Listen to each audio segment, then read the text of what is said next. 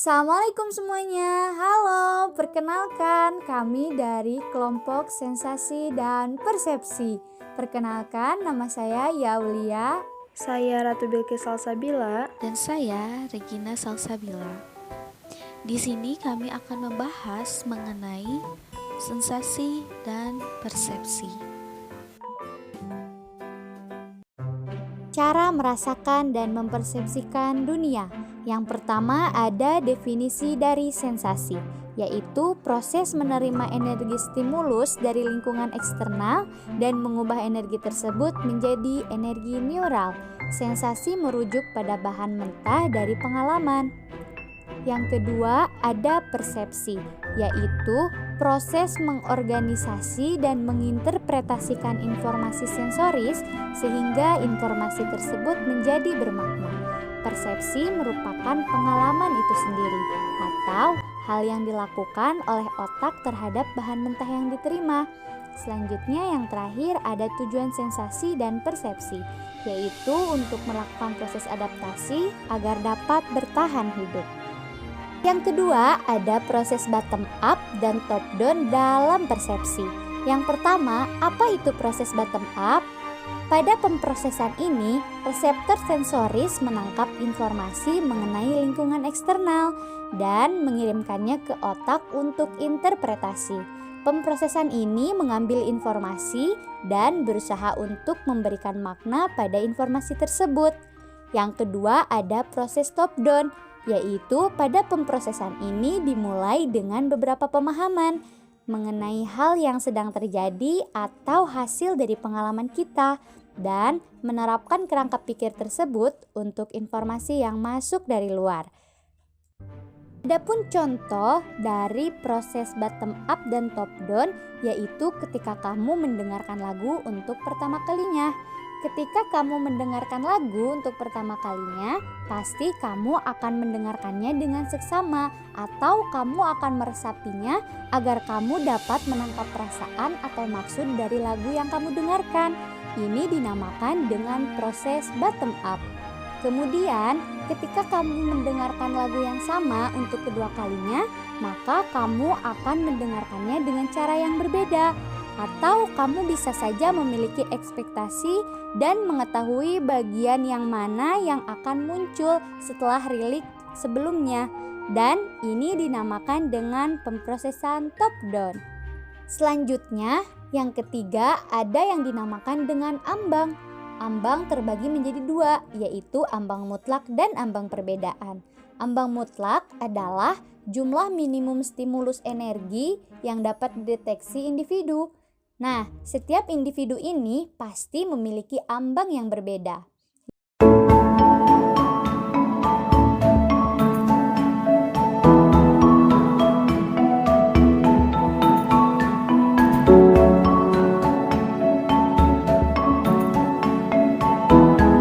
Kedua, ada ambang perbedaan, yaitu tingkat perbedaan yang harus ada antara dua stimulus sebelum perbedaan dapat dideteksi.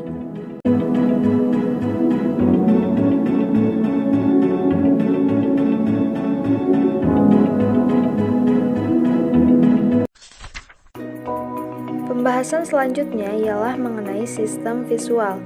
Sistem visual ini berkaitan dengan persepsi yang dihasilkan dari penglihatan. Penglihatan itu sendiri adalah proses kompleks yang melibatkan interpretasi informasi visual yang dilakukan oleh otak yang dikirimkan dari mata. Selanjutnya ialah mengenai pemrosesan visual dalam otak. Prosesnya ialah saraf optik meninggalkan mata, kemudian membawa informasi mengenai cahaya ke otak.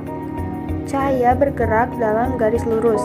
Dengan demikian, stimulus pada area visual kiri tertangkap pada belahan kanan retina di kedua mata, dan stimulus pada area visual sebelah kanan tertangkap pada belahan kiri retina di kedua mata. Pada otak, di titik kiasma optik, serabut syaraf optik berpisah dan sekitar sebagian syaraf melintasi bagian otak.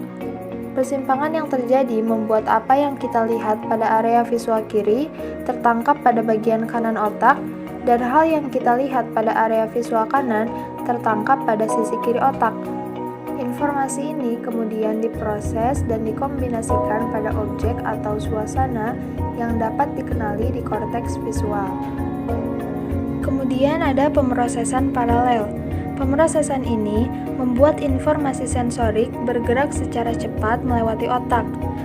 Tanpa adanya pemrosesan ini, mungkin kita hanya dapat melihat dan mempersepsikan apa yang kita lihat hanya dengan secara berurutan atau bergantian.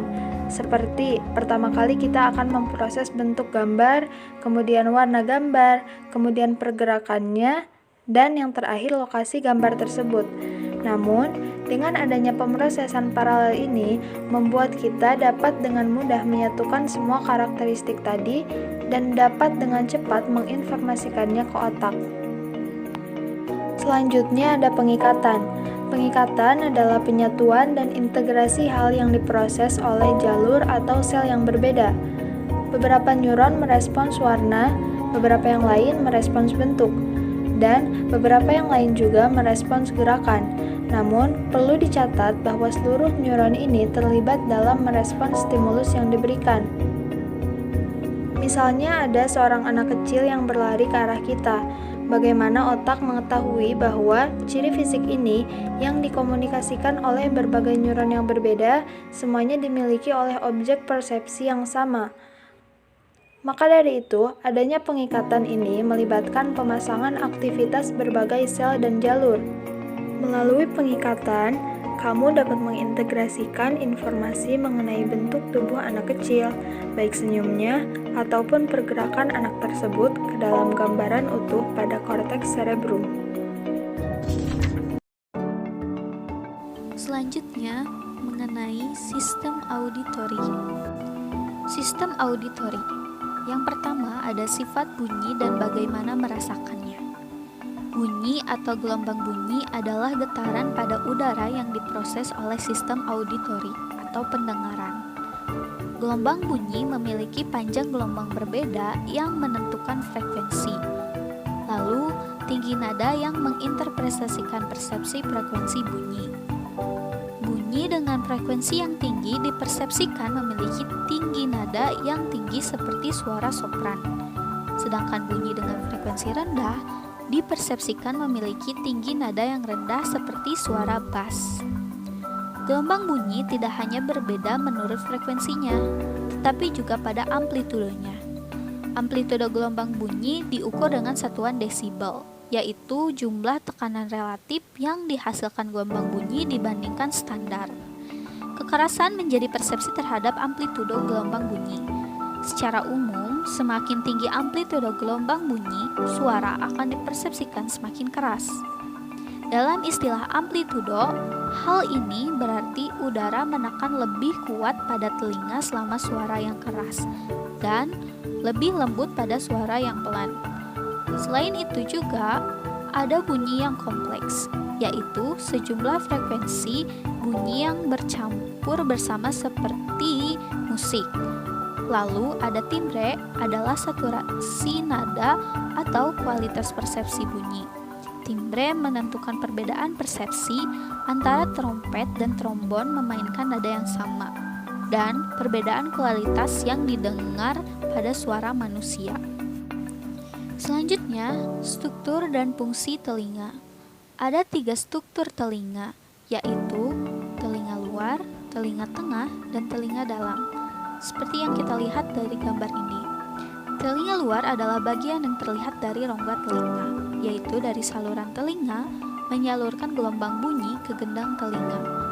Lalu, di telinga tengah ini yang terdiri atas gendang telinga tadi dan 3 tulang kecil, yaitu martil, landasan, dan sanggurdi yang akan meneruskan getaran gendang telinga ke membran pada rumah siput. Selanjutnya, di telinga dalam yang terdiri dari rumah siput ini yang akan menerjemahkan gelombang bunyi menjadi gelombang cairan dan saluran setengah lingkaran yang akan mendeteksi keseimbangan. Lalu ada pemrosesan auditori di otak. Pada sistem auditori, informasi mengenai bunyi bergerak dari sel rambut pada telinga bagian dalam menuju saraf auditori yang membawa impuls saraf menuju area auditori otak. Informasi auditori bergerak melalui jalur auditori yang melewati jalur transmisi elektromia yang lebih kompleks. Kebanyakan sinaps berada di sekitar jalur auditori, dengan kebanyakan serat bersilangan di tengah antar hemisfer pada korteks cerebrum. Meskipun sebagian langsung diarahkan ke hemisfer pada sisi yang sama dengan telinga yang menerima. Hal ini berarti kebanyakan informasi auditori dari telinga kiri menuju ke bagian kanan otak, tetapi sebagian juga menuju bagian kiri otak. Saraf auditori memanjang mulai dari rumah siput ke batang otak, dengan beberapa serat bersilangan di tengah. Korteks tujuan kebanyakan serat ini adalah lobus temporal otak. Cukup demikian materi yang dapat kami sampaikan. Terima kasih sudah menonton dan semoga bermanfaat.